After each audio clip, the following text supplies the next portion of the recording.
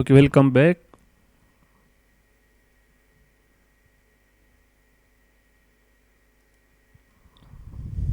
हमारा next lesson है jumping from one cell to another and it is a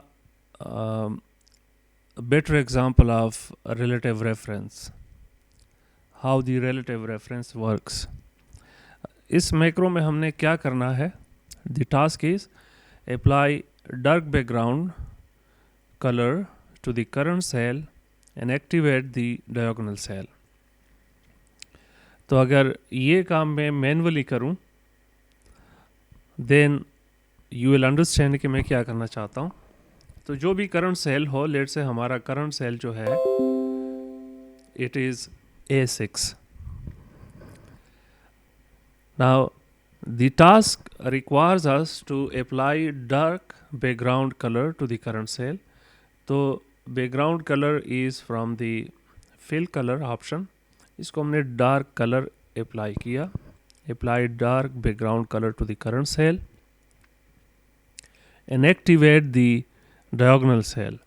So diagonal cell is the cell that occurs at the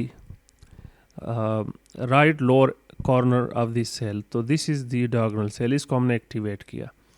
तो इस macro में हमने ये दो काम करने हैं. जो भी एक्टिव सेल हो उसको ब्लैक करना है और डायगोनल सेल को सेलेक्ट करना है. तो ये हमने मैक्रो में इन दो स्टेप्स को रिकॉर्ड करना है. Okay, again the first thing that you need to keep in mind is that कि प्रॉपरली आपने सेल को सेलेक्ट किया है. तो it shouldn't be a random cell. You should make your mind कि कौन से सेल को हमने सेलेक्ट करना है. तो हमने फ़िलहाल मैं ये कलर हटा देता हूँ ताकि हम ये मैक्रो में कर सकें. No fill. So step number 1 हमने इसको सेलेक्ट किया. फिर हमने इंश्योर करना है कि रिलेटिव रेफरेंस एक्टिव है. डेवलपर टैब में जाके ऑलरेडी इफ़ यू सी ये जो रिलेटिव रेफरेंस का कलर है वो ऑलरेडी ग्रे है. So I am not going to click it again, क्योंकि अगर मैंने दोबारा इस पर क्लिक किया तो रिलेटिव रेफरेंस हट जाएगा. हमने रिलेटिव रेफरेंस को एक्टिव रखना है और ये ऑलरेडी एक्टिव है तो इस पर क्लिक नहीं करना. जस्ट टू शो, अगर आपके यहाँ ये रिलेटिव रेफरेंस इस तरह ग्रे नहीं है, इसका मतलब ये हुआ दैट आपका जो मैक्रो है वो रिलेटिव मैक्रो नहीं है, वो एब्सोल्यूट मैक्रो है. रिलेटिव मैक्रो बनाने के लिए हमने इसको ग्रे करना है, यानी इस पर क्लिक करना है. तो आई क्लिक ऑन दैट. ये ऑलरेडी ग्रे हो चुका है. अगर ऑलरेडी ग्रे है you don't have to click it again, इसको ग्रे ही रखना है. Okay, now coming back to our macro, हमने करंट सेल को ब्लैक करना है. So come here and fill background. I select black colour और ये डायगोनल सेल है, इसको मैंने एक्टिवेट किया.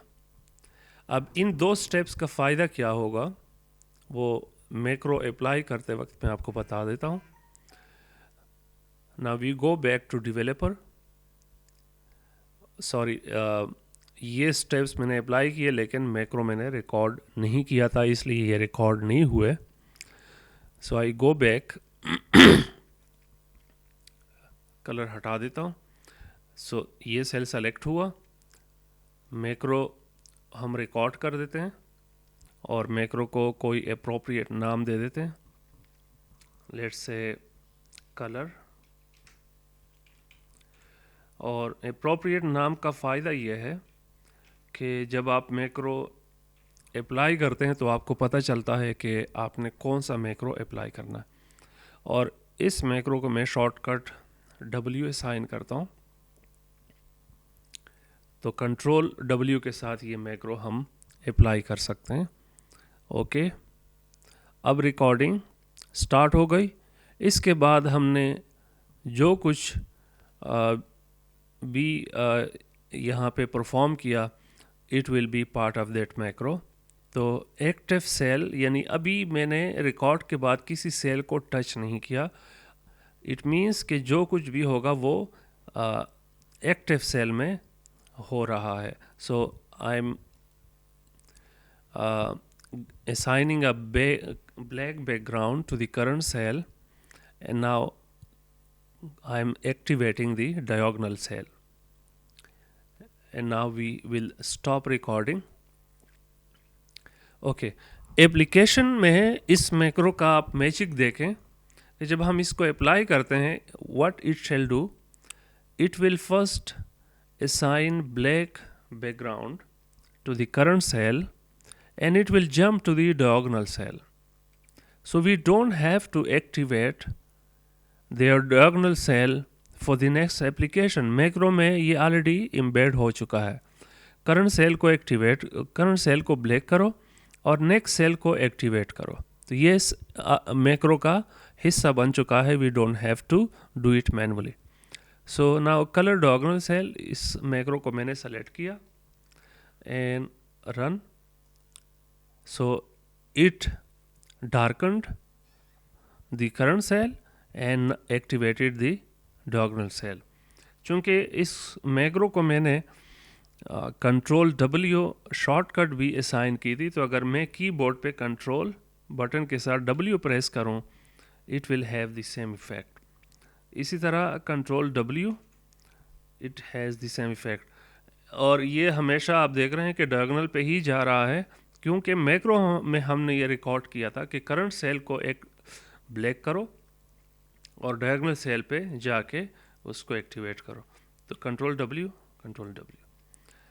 और अगर हम चेस टेबल बनाना चाहें तो इस सेल को हम अगर सेलेक्ट कर दें, तो अब ये करंट सेल हुआ, कंट्रोल W, ये ब्लैक हुआ, कंट्रोल W.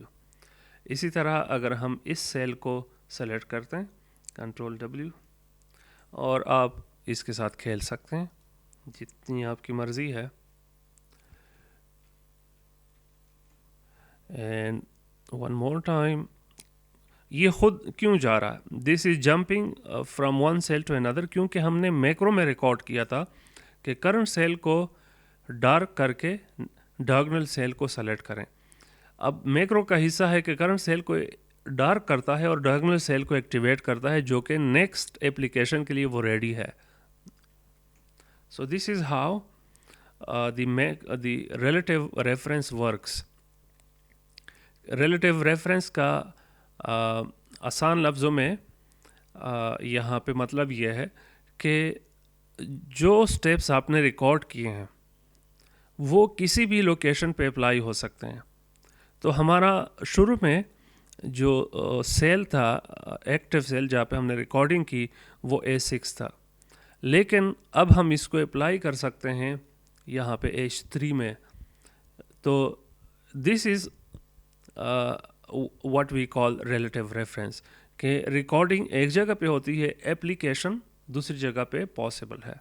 एप्लीकेशन जो भी एक्टिव सेल है वहाँ से हमारा प्रोसेस स्टार्ट होता है. So I am giving you 5 minutes to practice on this.